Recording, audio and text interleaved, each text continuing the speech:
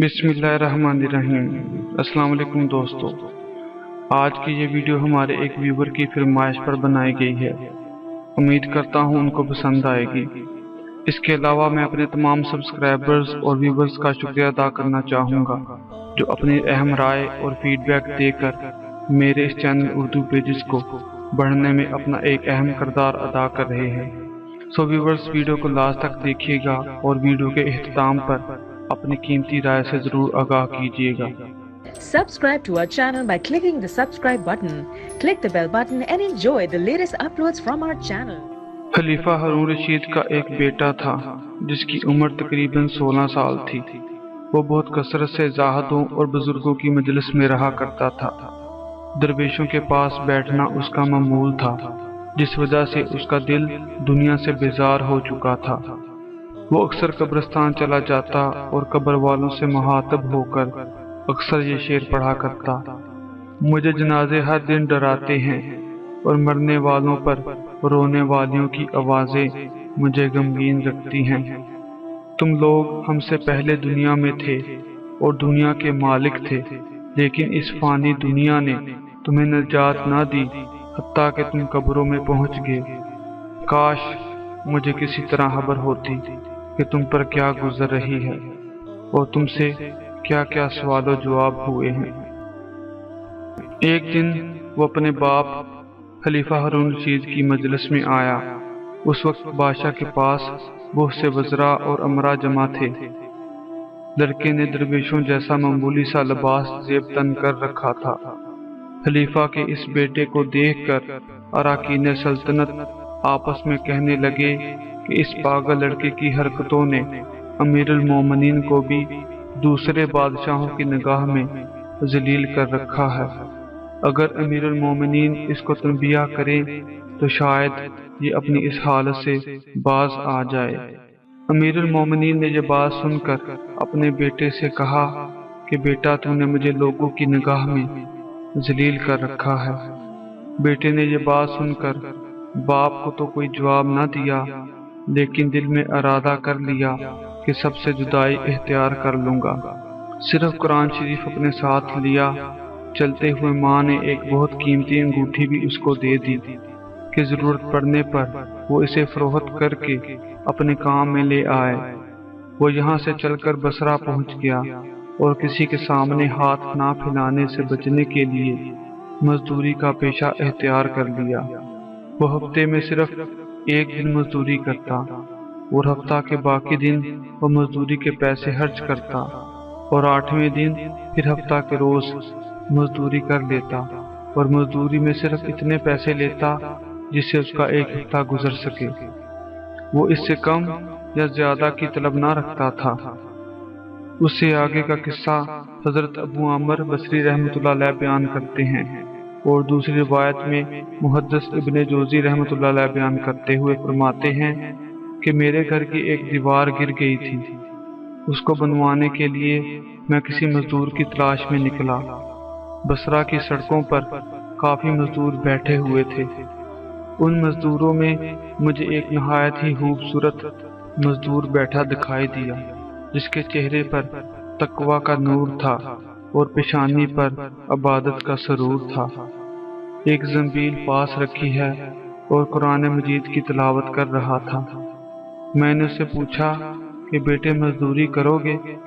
वो लड़का कहने लगा, क्यों नहीं, मजदूरी के लिए ही तो पैदा हुए हैं। आप बताएं क्या खिदमत लेना पसंद फरमाएंगे? मैंने कहा, गारे मिट्टी का काम करवाना है। उसने कहा, जी मैं काम के लिए तैयार हूँ, मगर मेरी कुछ शर्तें हैं। हजरत ने मुस्कुरा कर कहा कि शर्तें मालिकों की होती हैं कि मजदूरों की? बहरहाल मैंने कहा, बताओ कौन सी शर्तें हैं तुम्हारी? लड़का कहने लगा, पहली शर्त यह कि लोग 4 दिरहम मजदूरी लेते हैं, मैं 3 दिरहम मजदूरी लूंगा। जो काम दोगे दिलजोई से करूंगा। दूसरी शर्त, जब अजान होगी तो मैं काम वहीं छोड़ दूंगा और नमाज के औकात में काम नहीं करूंगा। हजरत अबू आमर बसरी रहमतुल्लाह अलैह ने उसकी दोनों शर्तें मंजूर कर ली और उसे घर लाया और काम पर लगा दिया। حضرت فرماتے ہیں میں نے دیکھا کہ جیسے ہی اذان شروع ہوئی اس نے کام جہاں تھا وہیں چھوڑ دیا اور نماز کا اہتمام کرنے لگا۔ دوپہر کے کھانے کا وقت تھا۔ میں نے کھانے کا پوچھا تو کہنے لگا کہ میرا نفلی روزہ ہے۔ مغرب کے وقت حضرت ابو عمر بصری رحمۃ اللہ علیہ نے دیکھا اس لڑکے نے اپنا کام بہت دلجوئی اور عام مزدوروں کی نسبت زیادہ کام کیا تھا۔ کام ختم ہونے پر میں نے اس کے کام سے خوش ہو کر مزدوری میں 4 درہم دیے۔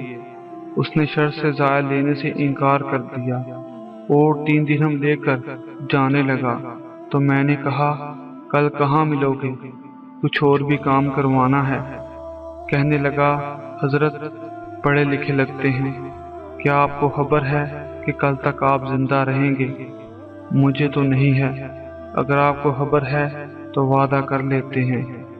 میں اس کا یہ جواب سن کر لاجواب سا ہو گیا اور وہ چلا گیا۔ اگلے دن میں پھر اس کی تلاش میں نکلا، وہ مجھے کہیں نہ ملا۔ میں نے لوگوں سے تحقیق کی تو پتہ چلا کہ وہ صرف ہفتہ کے روز مزدوری کرتا ہے، اس سے پہلے تمہیں کہیں نہیں ملے گا۔ مجھے اس کے کام کو دیکھ کر ایسی رغبت ہوئی کہ میں نے 7 دن تک اپنی تعمیر بند کر دی اور ہفتہ کے دن اس کی تلاش میں نکلا۔ وہ اسی جگہ بیٹھا قرآن شریف پڑھ رہا تھا۔ میں نے سلام کیا اور مزدوری کرنے کا پوچھا تو اس نے وہی 2 شرطیں بیان کی۔ میں نے منظور کر لی۔ وہ میرے ساتھ آ کر کام میں لگ گیا۔ جب شام ہوئی تو میں نے اس کو پھر سے اس کی مزدوری سے زیادہ درہم دینا چاہے تو اس نے بددستور لینے سے انکار کر دیا اور مقررہ مزدوری لے کر چلا گیا۔ میں نے 1 ہفتہ پھر سے انتظار کیا اور پھر تیسرے ہفتے میں نے کام کرایا۔ اس کے بعد میں پھر سے اس لڑکے کی تلاش میں نکلا مگر وہ مجھے کہیں نہ ملا۔ میں نے لوگوں سے اس کے متعلق پوچھا تو ایک شخص نے بتایا کہ وہ بڑا سخت بیمار ہے۔ پوچھا اس کا گھر کدھر ہے؟ لوگوں نے بتایا کہ بصرہ کے قبرستان کے پیچھے کچی آبادی میں ایک جھونپڑی میں رہتا ہے۔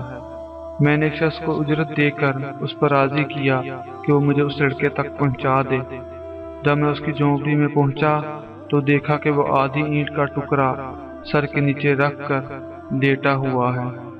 میں نے اس کو سلام کیا، اس نے کوئی جواب نہ دیا۔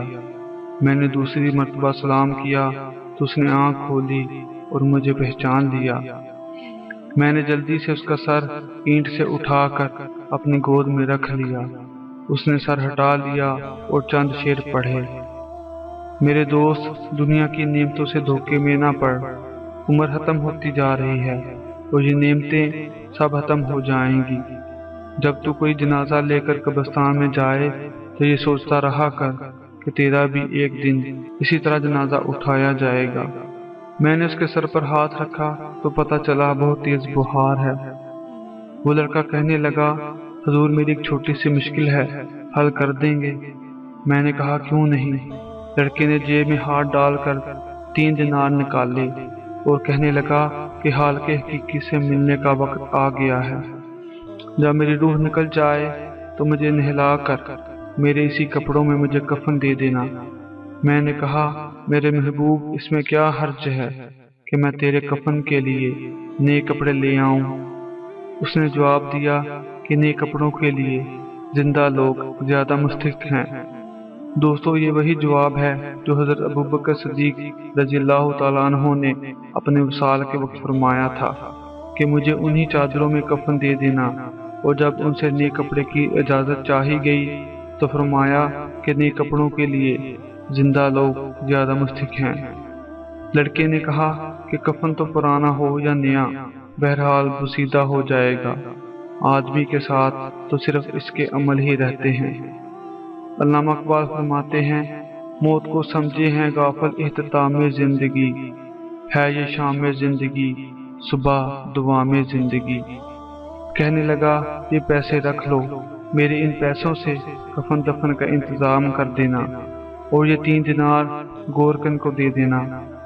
پھر دوسری جیب میں ہاتھ ڈالا اور ایک انگوٹھی نکال کر کہنے لگا جب مجھے دفن کر لو تو یہ انگوٹھی اور قرآن مجید خلیفہ ہارون رشید تک پہنچا دینا، اور اس بات کا خیال رکھنا یہ خود انہی کے ہاتھ میں دینا اور یہ کہہ کر دینا کہ تیری ایک امانت ہے جو کسی پردیسی لڑکے نے میرے پاس رکھوائی ہے کہ آپ تک پہنچا دوں۔ یہ کہہ کر کہنے لگا اب آپ جائیں، مجھے میرے رب سے تنہائی کرنے دیں، وقت بہت تھوڑا ہے اور گناہ بہت لمبے چوڑے ہیں۔ حضرت ابو عامر بصری رحمۃ اللہ فرماتے ہیں میں اٹھ کر آ گیا، لوگ سو گئے، وہ بھی سو گیا ہوگا، پر مجھے ساری رات نیند نہ آئی۔ اس کے جملے مجھے ستاتے رہے، رات بڑی مشکل سے کٹی۔ جب صبح سورج نکلا تو میں اس کی جھونپڑی کی طرف گیا، دروازے پر ہاتھ رکھا، دروازہ پہلے ہی کھل گیا۔ خوشبوئیں دور دور تک میرا استقبال کرنے لگی۔ چہرے سے جب کپڑا ہٹایا تو اس کے چہرے پر نور ہی نور تھا۔ میں نے 2-3 آدمی ساتھ لیے، اس کے کفن دفن کا انتظام کیا۔ جب جنازہ لے کر اٹھے تو پتہ نہیں ملو کدھر کدھر سے آ گئی۔ یہ عاشق کا جنازہ ہے، ذرا دھوم سے نکلے۔ اسے دفن کرنے کے بعد اس کی وصیت کے مطابق میں انگوٹھی اور قرآن مجید لے کر بغداد پہنچا تو بادشاہ کی سواری نکل رہی تھی۔ میں ایک اونچی جگہ کھڑا ہو گیا۔ جب بادشاہ کی سواری ادھر سے گزری تو میں نے زور سے آواز دے کر کہا کہ اے امیر المومنین، آپ کو حضور اقدس صلی اللہ علیہ وسلم کی قرابت رشتہ داری کا واسطہ، ذرا سا توقف کر لیجئے۔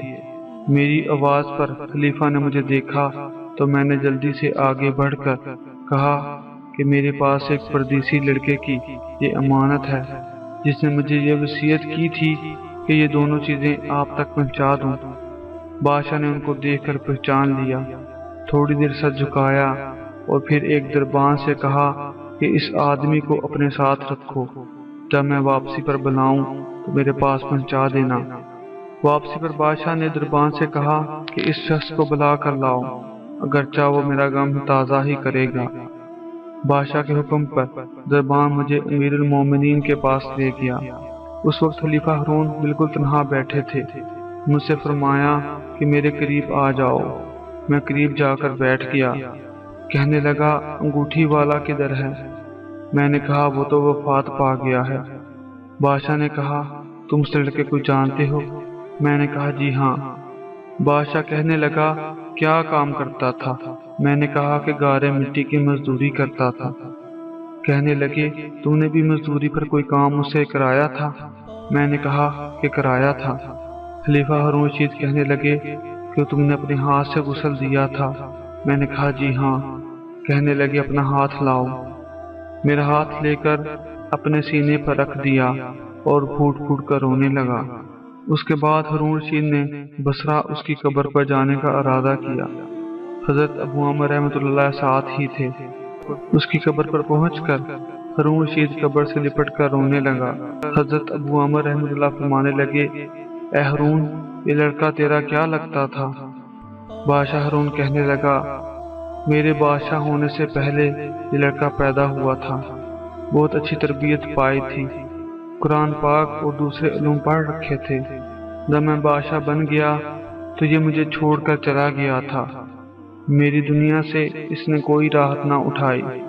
چلتے وقت میں نے ہی اس کی ماں سے کہا تھا کہ اس کو یہ انگوٹھی دے دے۔ اس انگوٹھی کا یاقوت بہت زیادہ قیمتی تھا، مگر یہ اس کو بھی کام میں نہ لایا، مرتے وقت واپس کر گیا۔ یہ سن کر حضرت ابو عامر نے فرمایا تیرا بیٹا اور فقیر، سلام اس پر کہ جس نے بے کسوں کی دستگیری کی، سلام اس پر کہ جس نے بادشاہی میں فقیری کی۔ دوستو یہ تھی آج کی ویڈیو۔ امید کرتا ہوں آپ کو یہ ویڈیو ضرور پسند آئی ہوگی۔ اپنی محبت کا اظہار اس ویڈیو کو لائک اور کمنٹ کر کے کریں۔ اپنا اور اپنے پیاروں کا بہت سارا خیال رکھیے گا۔ پھر ملیں گے ایک نئی ویڈیو کے ساتھ، تب تک اللہ حافظ۔